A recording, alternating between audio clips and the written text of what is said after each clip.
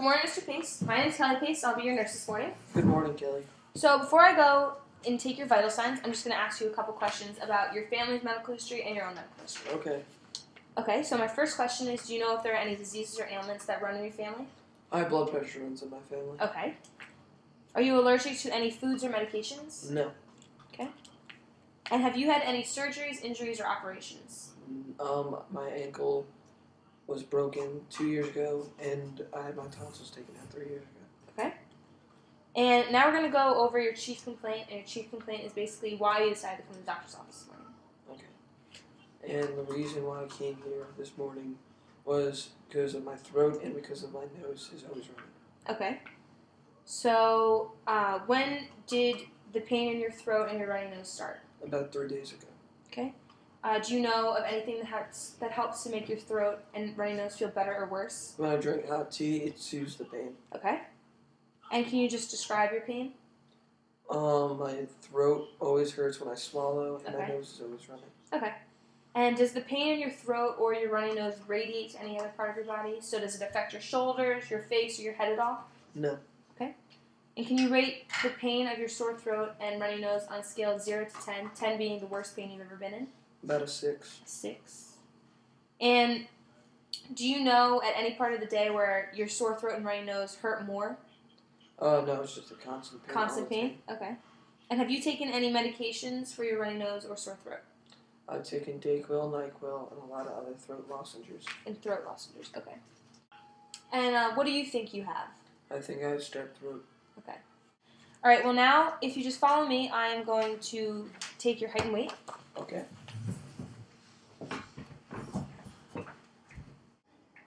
All right, so just follow me over to the scale and the height measure. If you could take your shoes off and step up on the scale for me. Okay, 138 pounds. Now, if you can put your back against the wall, face that way, feet together. I'm going to take your height, 67 inches. All right, if you just put your shoes back on. And follow me to the other room.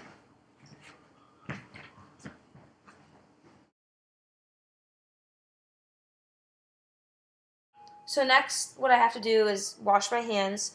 When I wash my hands, I want to make sure that I completely cover my hands with the water and soap and wash my hands for at least 30 seconds. A trick that a lot of people use is that they will sing happy birthday to themselves twice in their head, and that will suffice as 30 seconds. Turn the faucet on. Lots of soap. Make sure I get underneath the fingernails.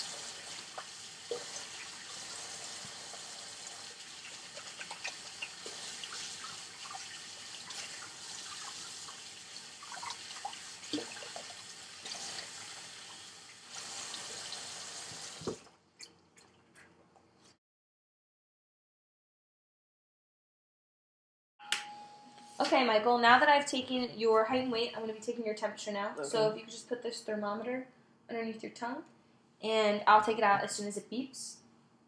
Just for your own knowledge, this is one of the many places I can take your temperature. The other places are your rectum, your armpit, and your ear.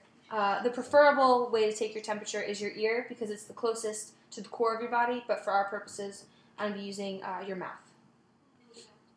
Beep. Oh, okay. 98.6. Okay, that's perfect. The range for temperature is 96 to 99, so you do not have a temperature.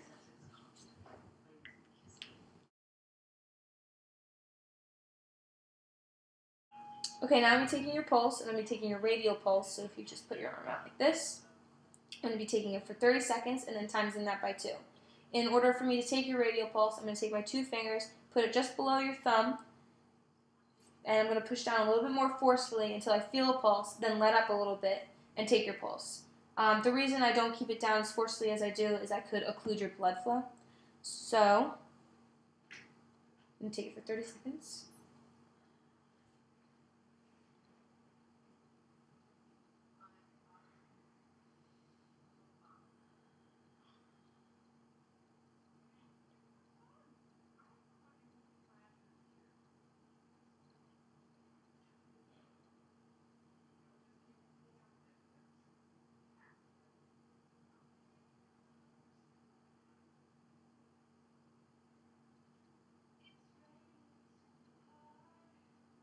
Okay, so in 30 seconds it was 42, which means your pulse is 84.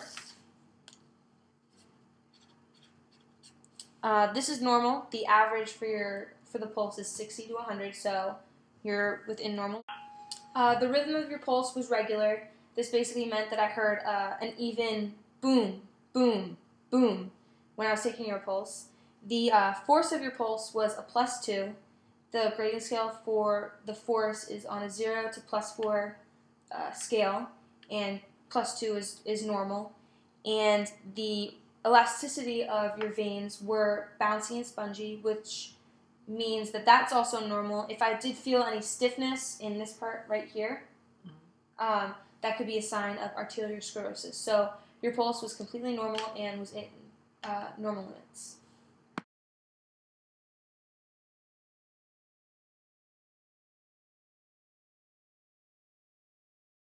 Okay, now I'm taking your blood pressure, so I have to just make sure that both of your feet are on the ground, that your legs are not crossed. If you could put your arm out like this with your palm up. Perfect. Okay, so for the cuff size, I'm going to be using an adult size cuff. When I put the cuff on, I'm going to make sure that all the Velcro is completely covered, and the cuff should be taking up at least 60% of your arm. Okay, so now for the cuff placement, I'm going to make sure your arm is out like this. Again, I'm going to be lining up the artery and the arrow with your brachial artery. I'm going to make sure that the cuff is at least 2 fingers above your brachial artery. Make sure it's nice and snug so it doesn't slide off your arm. Okay, now I'm taking your pulse, and I'm going to inflate the cuff until I don't feel a pulse anymore. Note that number, and then inflate the cuff 20 to 30 more when I actually do take your blood pressure. Okay.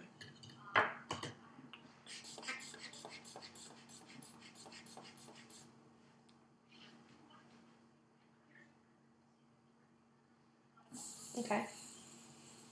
So it was at 120 that I didn't feel a pulse anymore. So now I'm going to take your blood pressure. I'm going to be using the diaphragm part of the stethoscope. So I'm going to put this right here.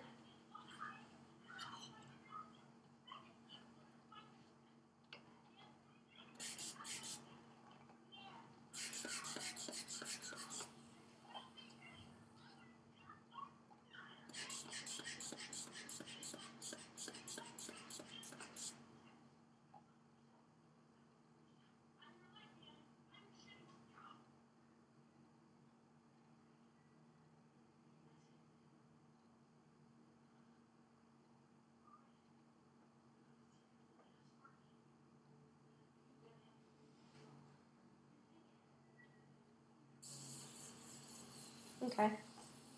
It was 110/70, so that's within normal limits. The gold standard blood pressure that everyone should be striving for is 120/80. So yours was within normal limits.